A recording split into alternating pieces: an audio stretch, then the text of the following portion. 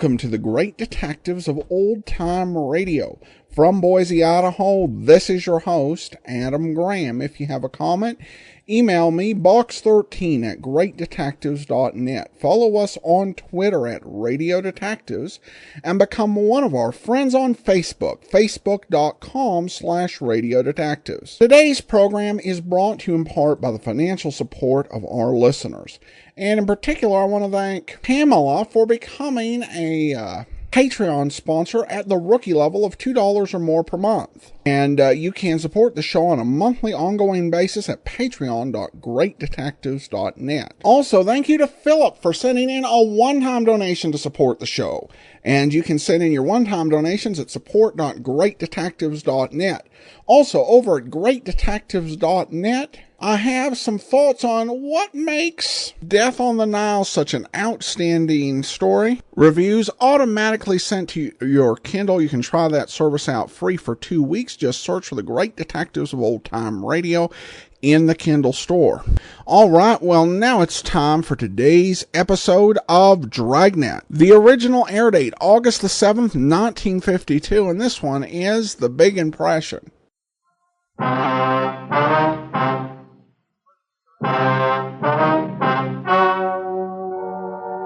Ladies and gentlemen, the story you are about to hear is true.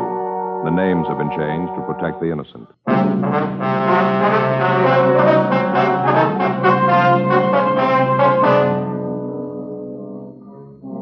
You're a detective sergeant. You're assigned to robbery detail. An elderly man has been beaten and robbed of a fortune in unset diamonds. The thief has made good his escape. Your job, find him.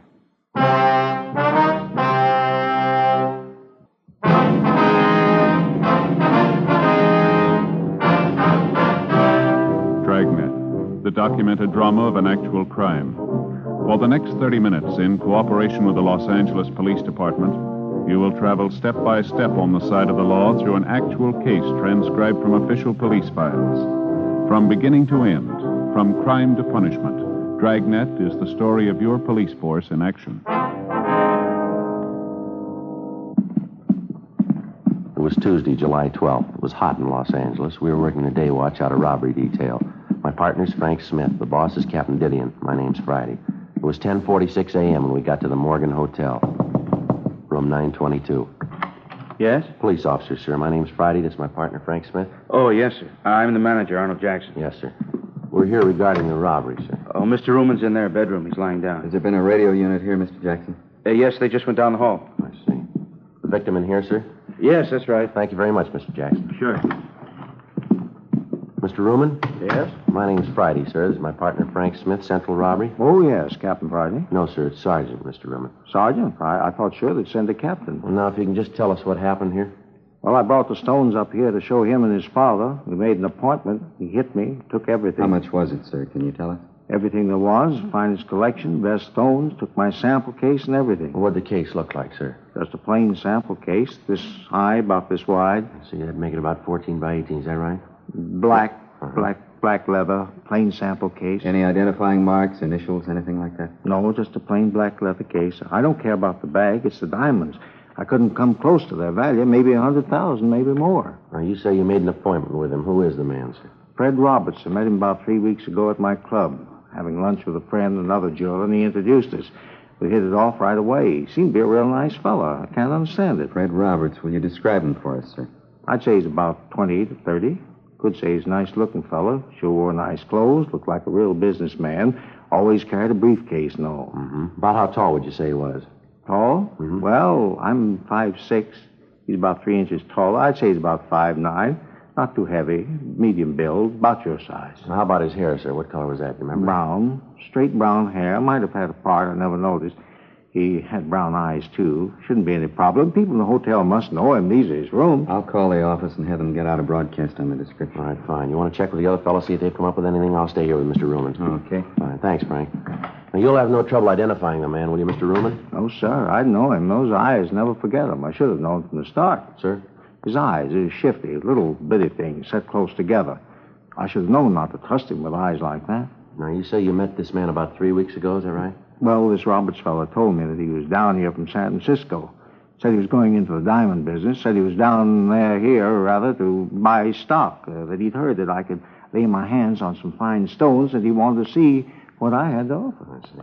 Did he say that he was going to buy the stones himself? Oh, no. He told me that his father was putting up the money. He said that his father was coming down here today, and that if he liked the merchandise, we could make a deal. Funny thing, though, I should have known right off. What's that, sir? Well, when I came up here this afternoon and showed him the stones I'd brought, he didn't know the good from the bad. Oh, sir?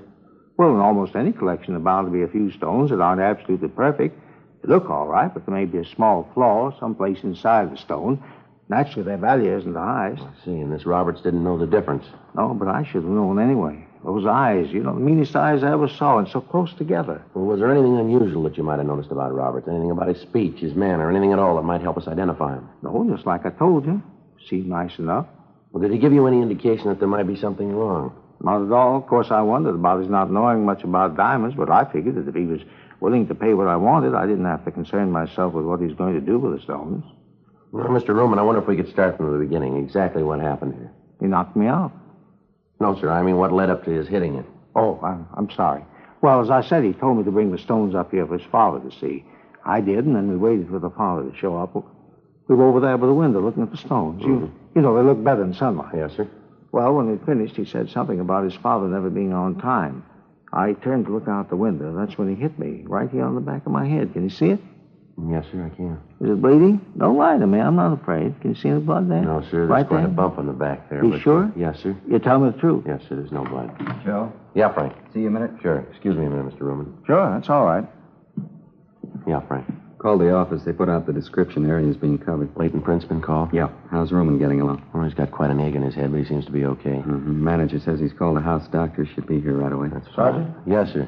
Have you caught him yet, Roberts? No, sir, not yet. As soon as the doctor looks at you, sir, we'd like you to go down to police headquarters with us, if you would. Of course. But you shouldn't have too much trouble catching him, not with those eyes. Real little beady. Yes, sir.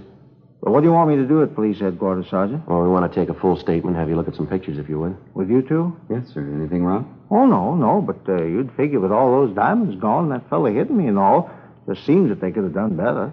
Well, how's that, Mr. Roman? Seems they could have sent a captain. 11:15 a.m. Leighton Prince arrived and went over the rooms. Frank and I were unable to find the instrument Ruman had been struck with. Checking with the desk clerk and the elevator operator, we were able to get a composite description of Fred Roberts. It tallied closely with the one given us by Ruman. The desk clerk told us that Roberts had checked into the hotel that morning. We obtained a copy of the hotel registration card carrying Roberts' signature for handwriting analysis. The immediate area was thoroughly searched. The suspect had made good his escape. We contacted the victim's office and asked for a full inventory of the stolen diamonds. They were unable to give us a complete inventory at the time, but advised us that the loss would run well over $150,000. 11:57 a.m. After the hotel doctor had examined Ruman and said his wounds were superficial, we drove down to the city hall. While Ruman was looking at the mug books, Frank and I checked the name Fred Roberts and his description through R&I. We were unable to find a record on him. We contacted the stats office and requested a run on the M.O. Local and all points bulletins were gotten out on the suspect. After looking through the mug books, Ruman was unable to come up with an identification. Further interrogation of the victim failed to turn up any new evidence. The information furnished by the stats office and other contacts yielded nothing. The investigation continued. 3 weeks went by. Tuesday, August 2nd, 8:05 a.m. I checked into the office. Joe? Yeah. You're late. I've been waiting for you. Well, it's only been 5 Well, minutes. there's a lot to do here, you know. You're in a good mood. What's the problem? It's the in-laws again. I didn't sleep a wink last night. Oh, what happened? That brother-in-law, a real wise guy, knows how to do everything better than anybody else. Nothing he doesn't know. Well, look, Frank, I'm on your side, but what's the bit here? Remember how I told you about this place out in the valley where the steaks are so good? Yeah, it's the butcher shop, wasn't Yeah, it? that's right. Well, I stopped by last night and I got 6 of the biggest steaks I could find. Real beauties, fillets. Yeah? I figured on a barbecue, out in the backyard. Anyway, I get the charcoal out and the kindling and all the stuff. Right away, my brother-in-law says I'm doing it wrong. Well, why didn't you tell him? The wife, she's got to hear how they barbecue back in Sioux Falls. So the brother-in-law throws out all the stuff I'd done, and he starts all over. It took him 3 hours. Well, what happened? Well, he never got the fire started. By the time he let me get at it, it was too dark to do anything. He ended up in the kitchen with waffles. I had indigestion all night. Well, that's the way it goes, doesn't it? I suppose so. Sorry I jumped in. That's all right. I don't much care for waffles for dinner myself. I get it, Frank. Robbery Friday. Yes, sir. Mm-hmm. What was that address again? Okay, yes, sir. Okay, we'll check it right away. Right. Anything? One of our contacts is a rumble down at Jay's down in South Main. Guy's letting it get around that he's got some loose diamonds for sale. You say when they could be bought? Yeah, tonight. 8:14 a.m. We signed out and drove over to Jay's bar. We met with our informant. The buy was to take place in the bar at 8:30 that night. He gave us a description of the man who was selling the stones. We checked back into the office and filled Captain Didion in on the latest developments of the case. The plan was laid out that Frank and I would stake out inside the bar. 4 other men were assigned to cover the outside of the meeting place. They would be able to be in constant communication with each other through walkie-talkie equipment. 7:43 p.m. Frank and I took up our positions at the bar. The other men were at their assigned positions. And we waited. 8:19 p.m. 3 men came in and took a table at the rear of the place. They ordered drinks and sat down and talked. None of them matched the description our informant had given us. 8:34 p.m. Joe? Well, Just came in. Fits the description pretty close. he's heading back there. Looks like he's one of the 3 guys we've been waiting for, doesn't he? Yeah. What was that he took out of his pocket? Can't hear a thing from here either. Well, looks like it's going to get louder, doesn't it? All right, that's fine with me. I didn't ask you to buy the stuff. You can see for yourself it's good, the price is right. If you don't want to buy, then you're wasting my time. Lousy chintzy deal. You get me here, and then you pull a deal like this? As far as I'm concerned, the buy's off. Nobody sent for you. Forget it. That's him. He's got the stones. Let's take him, Frank. Go at the back. All right, hold it up, police officers. Watch it, Joe. All right, now stand right where you are. Keep your hands out in the open. You want to shake him down, Frank? Yeah. Stand still, you. What are you tagging us for? Just having a drink? What are you trying to do? They're clean, Joe. Our boy got away. They'll pick him up outside. Look, what do you want us for? Just sitting here having a drink. What are you trying to prove? Skip it, mister. You're selling us nothing here. I don't know what you're talking about. Frank, Yeah, hold still. here's my cuffs. All right, let's go. I'll check outside, see if they got the other one. Yeah. Look, you don't need these handcuffs. I'm not going anyplace. I got nothing to hide. What's this all about? Save it, mister. Say what? We come in here to have a couple of drinks. We're not bothering anybody. Just a quiet drink. You guys jump on us. What's the pitch anyway? Let's stop playing games here. There was a diamond buy tonight, and you were in on it. Diamonds? Are you kidding? Here, look at me. Do I look like the kind of a guy can afford diamonds? Not only that, but who buys diamonds in a bar? Now, look, let's get this thing squared away. Huh? Herman and Stromwell got the other one. Said they'd take him up to the office. Anything on him? No, dropped it while they were chasing him. What's that? Bag of unset diamonds. The 3 suspects we'd apprehended inside the bar were questioned. After a brief interrogation, the suspects admitted that they had gone to the bar for the purpose of buying diamonds. They explained that it was their impression that the stones had been smuggled into the country. The 3 men were booked in on suspicion of robbery pending further investigation. The 4th man, the one who was in possession of the diamonds, was identified as Larry Fry. We checked him through R&I and found that he had a previous record of 4 arrests receiving stolen property dating back to 1946. Frank and I took the suspect to the interrogation room. He told us that he'd found the diamonds in a back alley. The interrogation continued, but we were unable to change the suspect's story. A special show-up was arranged for Mr. Ruman, the victim in the jewel robbery. After looking at the suspect closely, he stated positively that this was not the man who had held him up. However, examination showed that the stones found were part of the diamonds taken in the robbery. The suspect was booked at the city jail. A check of his residence and other leads failed to turn up any additional information. Wednesday, August 3rd, 12:40 a.m. We had Fry brought from his cell. All right, sit down, Fry. Don't you guys ever get tired of trying? What do you mean, Fry? You know what I mean. Questions. Don't you guys ever get tired? You getting tired? Yeah, a little. Then why don't you save us all a lot of trouble and tell us what you know? I don't know what you're after. Believe me, if I knew what you wanted, I'd try to help. Suppose we start again. Anything you want. I got nothing but time. Where'd you get the diamonds? I found them. Where? In an alley. What alley? I don't remember. You find 20,000 unset diamonds in an alley? You don't remember which alley? That's right. I don't remember which alley. There's a lot of alleys in L.A. Now with $20,000 in diamonds laying around. True. Then why don't you tell us where you found the diamonds? I told you, in an alley. What were you doing at Jay's place? Having a drink. That against the law? No, but trying to sell stolen diamonds is. All right, you called it. I was there to sell diamonds, but I didn't know they were stolen. I tried to sell them, just trying to make a buck. Everybody's got to live. I told you, now leave me alone. Huh? I got enough trouble in this can with this lousy chow they throw at you. I don't feel so good, huh? Let me go back to my cell and lay down. Oh, kid, you guys ever eaten this jail food? It's terrible. I've eaten it. It's not too bad. You got a stomach made out of solid brass. I'd like to have the bromo concession around here. Look, I really wish I could help you guys, but honest, there's nothing to tell. I found the diamonds in an alley. Sure, I tried to sell them, but that's it.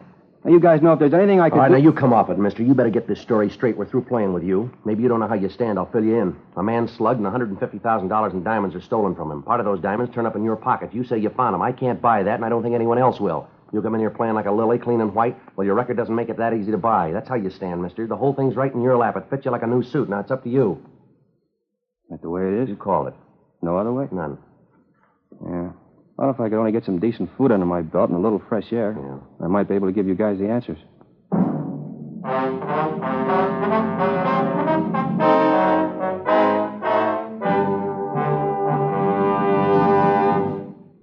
You are listening to Dragnet, authentic stories of your police force in action.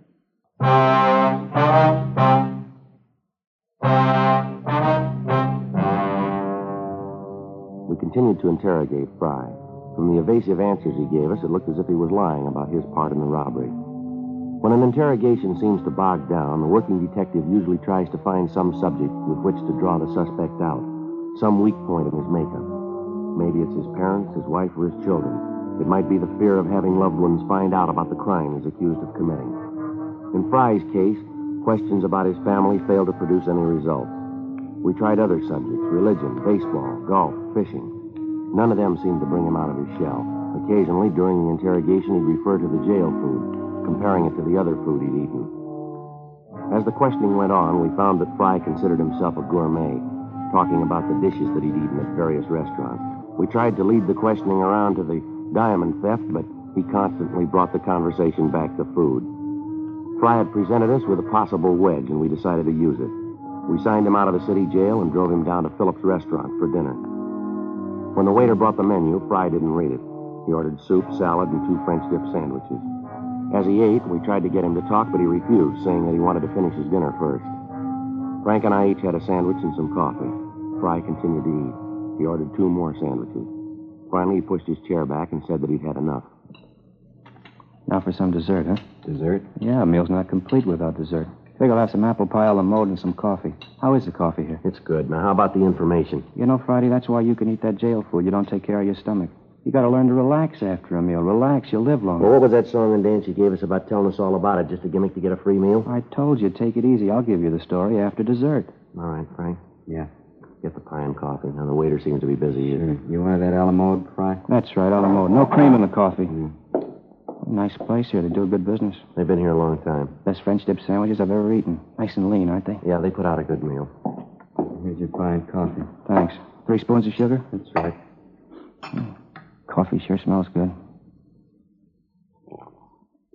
Hey, it tastes good, too. All right, let's get on to business, Fry. Now, what about the diamonds? Where'd you get them? From a guy named Joe. What's his last name? Never heard it. He gave you the diamonds to sell. You don't know his last name? Yeah, that's right. Where'd you pick up the diamonds? Didn't. Joe came by my house and left them. What's this Joe like?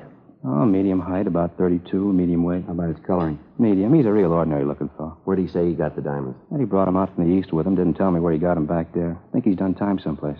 Why'd you say that? I just figured it. The way he talks, the way he handles himself. Got the marks. You'd know him if you saw him again? Oh, sure. Think you could point him out to us? Have you got him? No, but if he's done time, there's a mug of him. Figures we got it. Want to look through the mug books? Sure. How did this Joe get in touch with you? Called the house, told me what time he'd be there. When do you usually call? Most any time. I know what you're figuring, but it won't work. This whole thing's been in the papers. He won't call me now. Too smart for that. He won't show. How about the diamonds? Don't you think he'll be sore about you being picked up? So he's sore. He's got no beef. He's still got 130 grand in stones. He's got no worries. Say, how about some more No, coffee? you've had it for tonight, Fry. Let's go.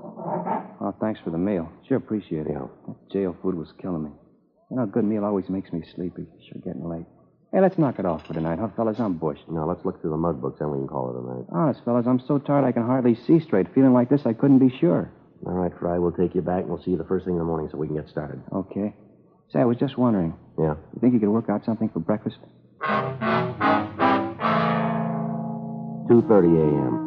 After returning the suspect to the city jail, Frank and I went back to the office. We were certain that Fry was in some way implicated in the diamond theft, but we didn't know just how he fit in. Frank and I signed out and went home to get some sleep. 4:45 a.m. I got a call from the business office that a man who identified himself as Joe Ashton had been picked up on a drunk charge. When arrested, he was carrying a black leather case, similar to the one taken in the robbery, containing a large quantity of unset diamonds. The man was belligerent, and other than his name, he refused to tell the arresting officers anything. I called Frank and picked him up on the way into the office. When we arrived at the city hall, the suspect had sobered up considerably, and with a little questioning, he identified himself as a jewelry salesman from Oakland, California. We contacted his employer in Oakland and received an identification on him. Further investigation showed that Ashton was in legal possession of the diamonds. During investigations, false leads are constantly turned up, and Although circumstances may tend to discount them, each one has to be thoroughly checked out. 7:45 a.m. Frank and I had breakfast at Johnny Cokin's, and at 8:32 we signed Fry out of the city jail for interrogation. You had breakfast yet, Friday? Yeah, I just finished. Not too bad. How about you, Smith? Yeah. What'd you have? Waffles. Yeah, I sure like some hot waffles. I didn't eat here. Figure you guys might take me out again? What are you trying to prove, Fry? Now, let's go over and look at those mug books, huh? Okay. Hands behind you. Oh, now, look. Behind you. All right, let's go. All right, in the elevator. I'll get it, Frank. Yeah.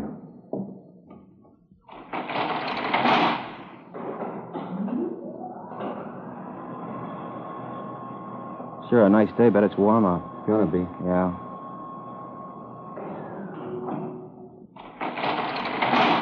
Go ahead. Sure you guys don't want a cup of coffee? No, I told you we've eaten.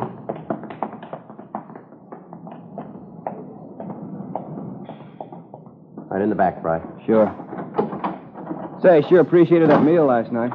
That's good. We going to City Hall? Yeah, that's right.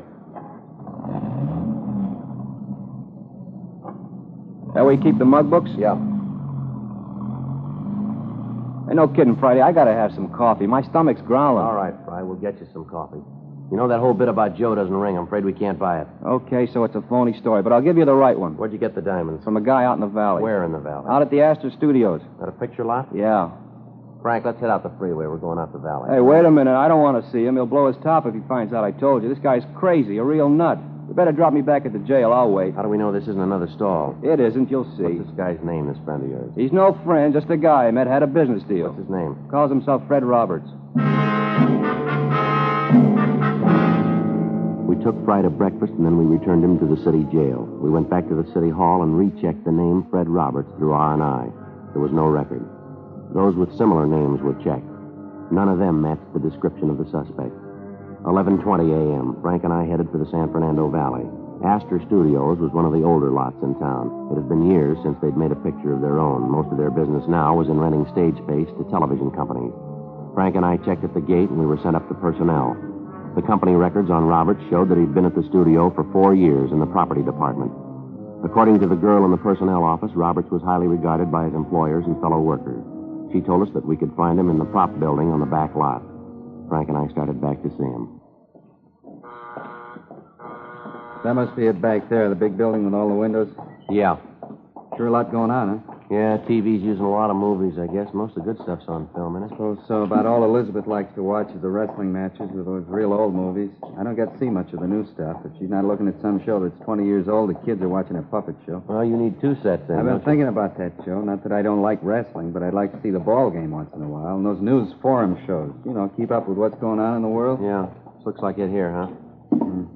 Yeah, that's him back there with a spray gun, isn't it? Yeah. Hey, Mr. Roberts? Mr. Roberts? Yeah? I'd like to talk to you, sir. Just a minute. I got to hit this before it dries. All right, sir.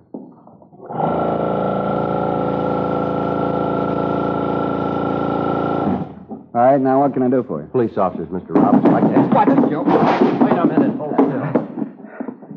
Who'd you say you were? Police officers. Oh, I'm sorry I caused you this trouble. I thought at first you were bill collectors, coming in here like you did and all. You can understand that, can't you? I've had a little trouble lately. I didn't mean to cause a fuss. Yeah, sure. We'd like to talk to you downtown. Well, what about? Some diamonds that were stolen. Certainly, I'll go with you, but why me? What makes you think I had anything to do with it? Just routine, Mr. Roberts. Your name came up, and we have to check it out. More than glad to help. I hope you don't think that I was trying to run away from you before. It was just that I thought you were someone else. All right, Mr. Roberts. You want to get your coat? Sure. I'll have to call the front office and tell them where I'm going. I'm the only one here today. No, we'll call them on the way out. Fine. A lot of work.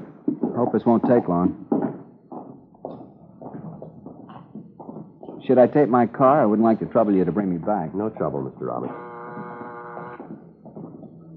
Sure a nice day, isn't it? Good for exteriors. Exteriors? Yeah, you know, outdoor shots. Good light. Oh, yeah. Run into a lot of trouble if you haven't got good light. Like to take a look around? No, I'm afraid we haven't got the time, Mr. Roberts. All right, here's the car. Say, I don't want to tell you fellas your business, but can't we talk here? I really shouldn't leave. No, I'm afraid not, Mr. Roberts. There's someone downtown we want you to meet. Oh? Yeah, a man by the name of Ruman, Sam Ruman. You said rooming? Yeah, that's right. No use trying to kid you then. Sir? About the diamond. No, I'm afraid not. How'd you find them? That's not important. Do you have the rest of the stones? Most of them. Some of them are up in San Francisco. I can give you the name of the man who has them. He picked up some of them. I read about it in the paper. How about the rest of them? I buried them on a golf course south of here. I can show you the place. You want to get them now? Yeah, we'd like to, yeah. We'll go over the pass and then to La Brea. Straight out La Brea. I'll tell you where to turn. All right. Fry, he the one that told you? You planned the robbery yourself, did you? Yeah, I had to raise money. Funny. What's that? You work in pictures in any job and people think you make a lot of money. It's not true. It's like any other job. Good living, but you don't make as much as people think you do. That's why I did it. Yeah. Planned the thing for a long time. Figured every angle. Be able to pay off my car, all my bills. That was no gag about me thinking you were bill collectors. I've been trying to find my car for the past month. And take it away. You know how it is. Yeah, sure. All my life I've been working to make something out of myself. Everybody in this town seems to do okay. Money, big home, a car. 12 years I've been working as a prop man. 12 years. I got tired of waiting. I wanted all those things. I figured I waited long enough, you know? Yeah. What's wrong with trying to build some kind of a future for yourself? I just wanted a future, that's all. Yeah, well, you got one.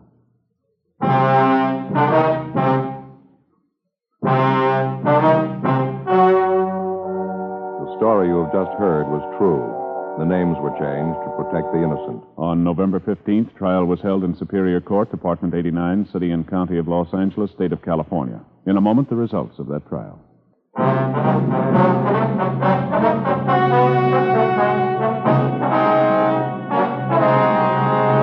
Fred Roberts was tried and convicted of robbery in the second degree. Robbery in the second degree is punishable by imprisonment in the state penitentiary or in the county jail. He is now serving his time in the county jail.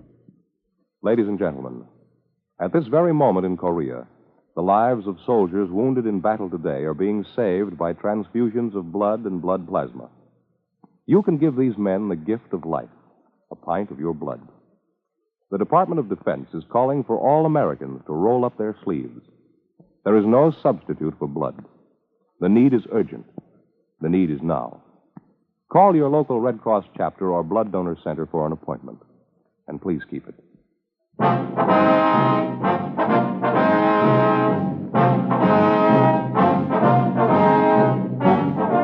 You have just heard Dragnet, a series of authentic cases from official files. Technical advice comes from the Office of Chief of Police W.H. Parker, Los Angeles Police Department. Technical advisors, Captain Jack Donahoe, Sergeant Marty Wynn, Sergeant Vance Brasher. Heard tonight were Vic Perrin, Herb Ellis, Vic Rodman. Script by John Robinson. Music by Walter Schumann. Hal Gibney speaking. Friday, hear the Mario Lanza Show on NBC.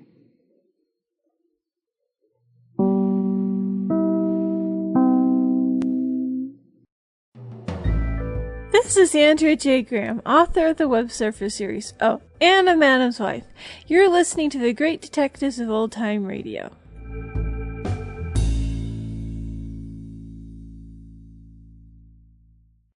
Welcome back. This episode had a really good number of interesting characters, and as far as the primary guest characters go.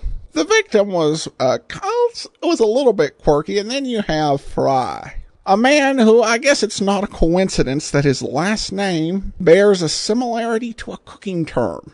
I mean, I thought that his original cover story was just the dumbest one you could imagine. I found it in an alley, which I guess make me think whatever my day job is, I should quit and go and look in alleys in Los Angeles. But then he gets focused and he really works this for some good food. He may end up going to jail. They don't always mention what happens to people who are convicted of some secondary or lesser offense. But at least he got a good meal first. And I think then the show really throws in a bit of a surprise, because you have the guy who probably isn't in near the amount of trouble going through all of these links and all of these obfuscations and having to get to eat all of this food before he'll tell anything. And perpetrator says, you know what, I should just not even bother kidding you.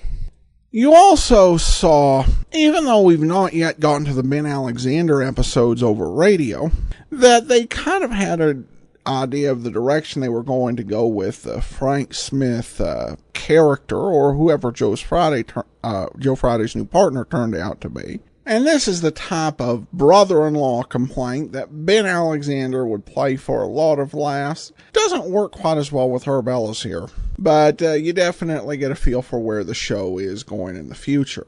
All right, well, listener comments and feedback now. And we have a comment from YouTube, and Shay writes in, I listen to you every night here on YouTube.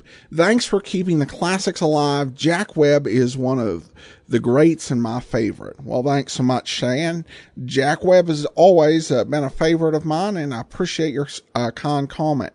All right, that will do it for today. Join us back here tomorrow for Video Theater, and it's going to be an episode of Dragnet, The Big Hands, and join us on Monday for Night Beat. Next Saturday, another episode of Dragnet. But in the meantime, send your comments to box13 greatdetectives.net. Follow us on Twitter @Radio Detectives and become one of our friends on Facebook.